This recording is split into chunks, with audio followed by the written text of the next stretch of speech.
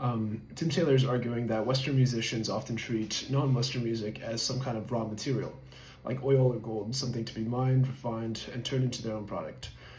The word discourse here means the system of ideas and language that shape how people talk and think about something. In this case, the dominant discourse is that Western artists are the creative geniuses, while non-Western musicians are seen as merely providing authentic sounds or exotic textures. When Taylor says the ideology views non-Western music as a natural resource available for the taking, he's highlighting a colonial mindset that Western artists can freely use other people's culture for their own success. Even when these stars pose with the local musicians or credit them in liner notes, it doesn't necessarily erase the power imbalance or the exploitative nature of the exchange. Paul Simon's Graceland is one of the clearest examples of what Taylor is describing. Simon traveled to South Africa during apartheid to record with local black musicians like Ladysmith Black Mambazo. On the surface, this looked like a cross-cultural collaboration. Simon appeared in photos and gave credit to the musicians, but the context complicates it. Simon broke the UN cultural boycott of South Africa, meaning he benefited from a political and economic advantage that the South African artists did not have.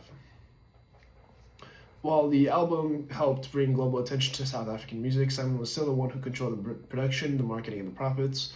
The local musicians' cultural traditions became material for Simon's creative project.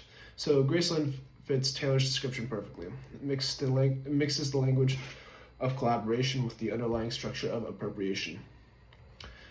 A similar case is Enigma's 1994 hit Return to Innocence. The song samples the voices of Taiwanese indigenous singers Kuo Yin Nan and Kuo Su Chu from the Amos tribe. Their vocal performance was originally recorded for an ethnographic collection, but Enigma used it without permission. The song became an international success, and the Amos singers weren't credited until they sued years later. This case is less collaboration and more appropriation because there's no mutual agreement or shared authorship. The Western producers profited from an indigenous recording made for a completely different purpose. The racial and cultural power difference matters here. Enigma's European producers had global reach and legal protection, while the Amos singers had neither.